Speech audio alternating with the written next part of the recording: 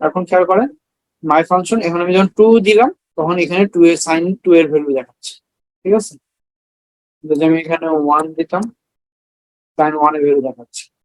হ্যাঁ, সো এইভাবে আপনারা একটা সিঙ্গেল লাইন থেকে আপনি এইভাবে বের করতে পারবেন। আচ্ছা, এটা রেডিয়ানে ভ্যালু দেখাচ্ছে।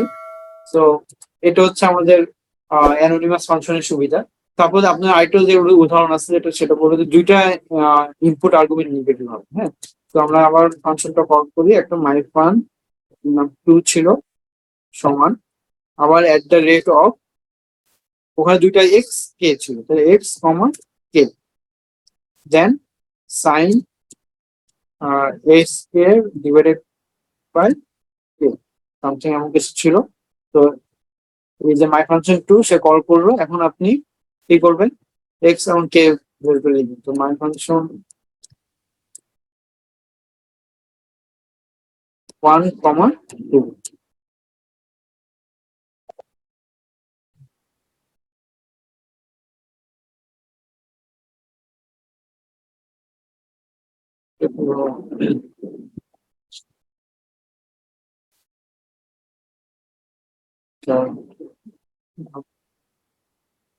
আচ্ছা সরি, এখানে আমি একটু ভুল করে ফেলছি।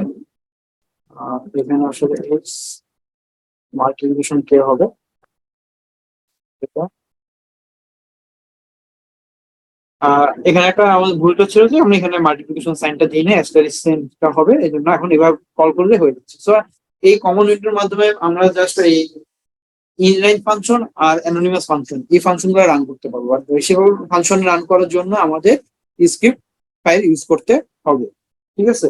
এছাড়া সাপোজ ধরেন আপনি একটা ক্যালকুলেটর বের করতে চান, ক্যালকুলেটর হচ্ছে পাওয়ার, পাওয়ার বের করতে চান, POWER পাওয়ার আমাদের ফাংশনটার নাম।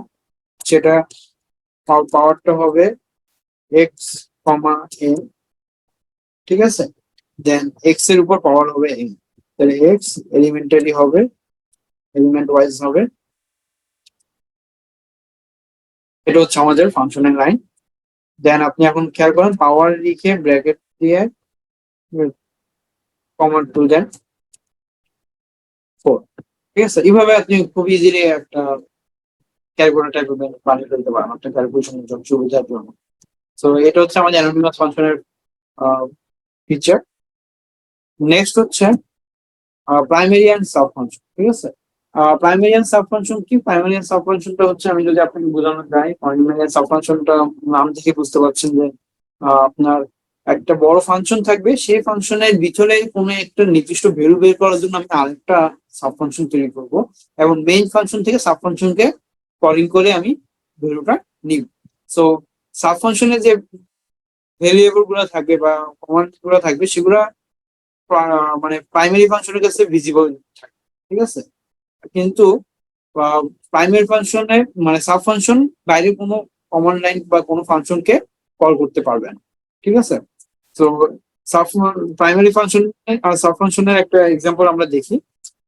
এখানে বলা হচ্ছে কি, দেখেন যে write a quadratic equation fulfilling the following condition. কি থাকবে? একটা কোয়াড্রেটিক ইকুয়েশন লিখতে বলছে। কোয়াড্রেটিক ইকুয়েশন কোনটা ছিল?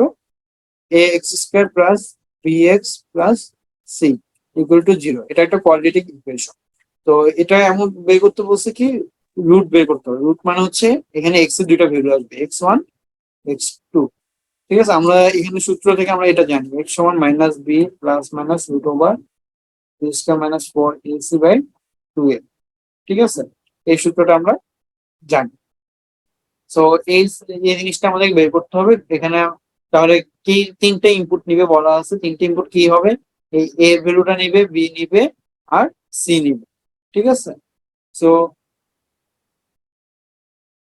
আমরা এটা কিভাবে করবো দেখে। আচ্ছা, যেটা হচ্ছে যে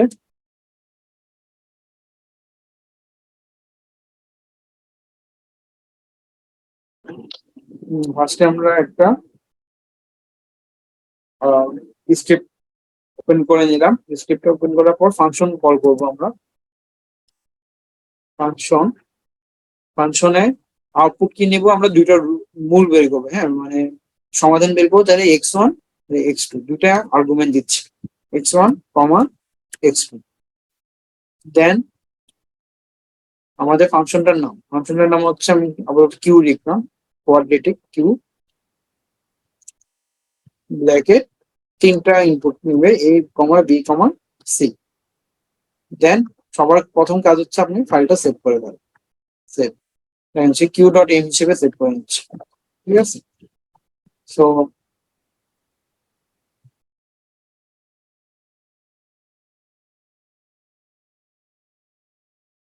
আচ্ছা, আমি একটু ফাইলটা অন্যভাবে সেভ করি।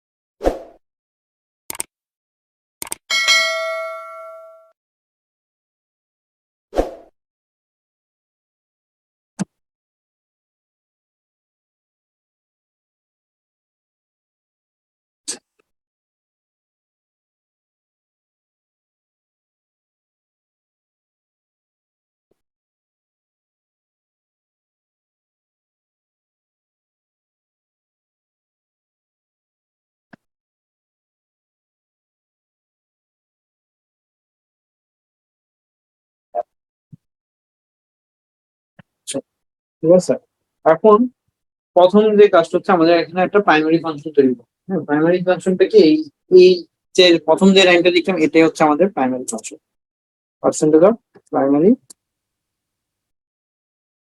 ফাংশন। এখন প্রাইমারি ফাংশনের ভিতরে আমাদের মেইন সূত্রটা লেখা লাগবে। প্রাইমারি ফাংশনের ভিতরে মেইন সূত্রটা কি, এক্স এর মান বের করা লাগবে, x2 এর মান বের করা লাগবে। ঠিক আছে, x1 এবং x2 এর মান বের করা লাগবে। সো এখানে আরেকটা জিনিস আপনাদেরকে বলা হয়নি, এই পোর্শনটুকুকে আমরা বলা হয় ডিটারমিন্যান্ট বলা হয়। ঠিক আছে, ডিসক্রিমিন্যান্ট বলা হয়, ডিসক্রিমিন্যান্ট। তো এই অংশটুকু আমরা ডি দিয়ে প্রকাশ করতে পারি, D equal to root over B square minus 4ac। So এই, তাহলে আমাদের এখানে তাহলে মেইনলি কি কি বের করতে হবে, আমাদের এখানে হচ্ছে এক্স এর ভ্যালু বের করার জন্য এ বি সি এবং ডি এর ভ্যালু ইনপুট করতে হবে। তো এই ডি এ বি সি তো আমরা ইনপুট আর্গুমেন্ট হিসেবে দিচ্ছি, কিন্তু ডি এর ভ্যালু তো আমরা জানি না, আমরা তাহলে এবিসি বসানোর পর ডি এর ভ্যালু পাবো। তো এই যে ডিসক্রিমিনেন্ট আছে সেটাকে আমরা সাব ফাংশন হিসেবে তৈরি করবো, এবং সাব ফাংশন হিসেবে এটাকে আমি আলাদা করে রাখবো, এবং যখন দরকার হবে আমরা মেইন ফাংশন তো তাকে কল করে x1 এবং x2 মানটা বের করবো। ঠিক আছে, তাহলে আমরা এখন এখানে লিখে তাহলে আমরা আগে সাব ফাংশনটা ক্রিয়েট করে ফেলি। দিস ডিসক্রিমিনেটেড দিস সমান হচ্ছে ডিসক্রিমিনেন্ট এর ভ্যালুর জন্য এ বি সি তিনটা ইনপুটে রাখবে, সমান সি ইকুয়াল টু, আর এখানে আমরা আমাদের সূত্রটা লিখব। ঠিক আছে, square root three minus 4ac। তো এটা হচ্ছে আমাদের এন, আর এখানে আরেকটা এন থাকবে যেটা প্রথম ফাংশনের।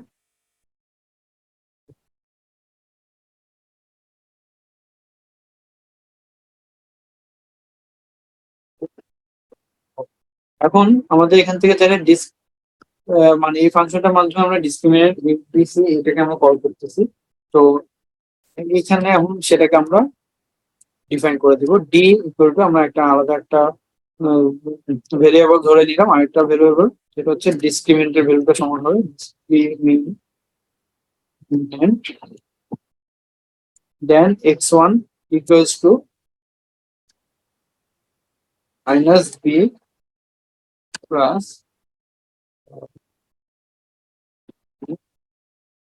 added by 2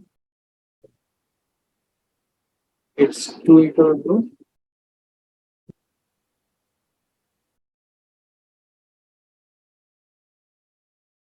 ঠিক আছে, এটা হচ্ছে আমাদের কোড।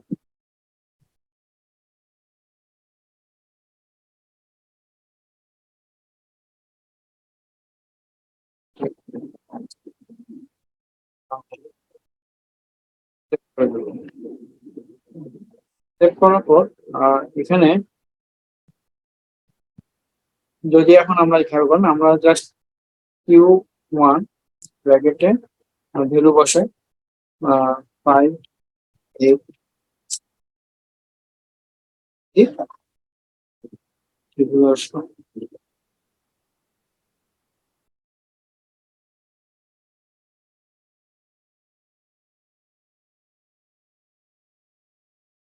আচ্ছা, error in Q1 greater than discriminant. এখানে আমাদের যেটা হচ্ছে যে মেন যে প্রবলেমটা হয়, আমাদের এখানে একটা কন্ডিশন দেওয়া হয়নি, যে কন্ডিশনটা হচ্ছে যে ডি এর ভ্যালু গ্রেটার দেন 0 ধর। হ্যাঁ, তো এখানে আমাদের ভ্যালুটা হচ্ছে না এখানে, সেটার জন্য আমরা এখানে আরেকটা ভ্যালু দিয়ে দেখি।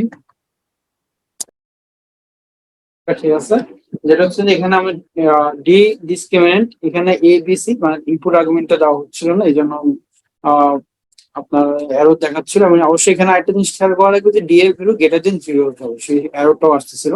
তো এখানে আমাদের এইভাবে আমরা একটা মানে কোয়াড্রেটিক ইকুয়েশন সলভার বানাতে পারবো আমরা। আমাদের এটা আমরা এখন একটা ক্যালকুলেটর টাইপ হয়ে গেছে, আমরা যখনই Q1 মানে এ বি সি তিনটা ভেরিয়েবলের মান বসা দেবো, তখনই আমাদের একটা দুটো রুটের ভ্যালু দেখিয়ে দিবে। আমরা চাই নির্ণায়ক বা ডিসক্রিমিনেন্ট যে ভ্যালুটা আছে সেটাও আমরা বের করতে পারবো। তো এটাই হচ্ছে আমাদের প্রাইমারি ফাংশন আর সাব ফাংশনের কাজ, যেখানে হচ্ছে এটা হচ্ছে আমাদের প্রাইমারি ফাংশন আর নিচের এটা হচ্ছে আমাদের সাব ফাংশন।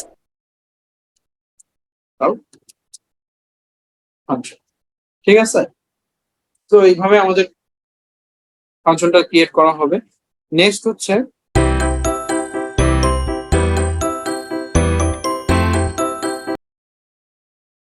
Nested function. হ্যাঁ, নেস্টেড ফাংশনটা কি? নেস্টেড ফাংশনটা হচ্ছে যে একটা প্রাইমারি ফাংশনের ভিতর আমি যেমন এখানে কিছুক্ষণ আগে যেটা দেখালাম যে প্রাইমারি ফাংশন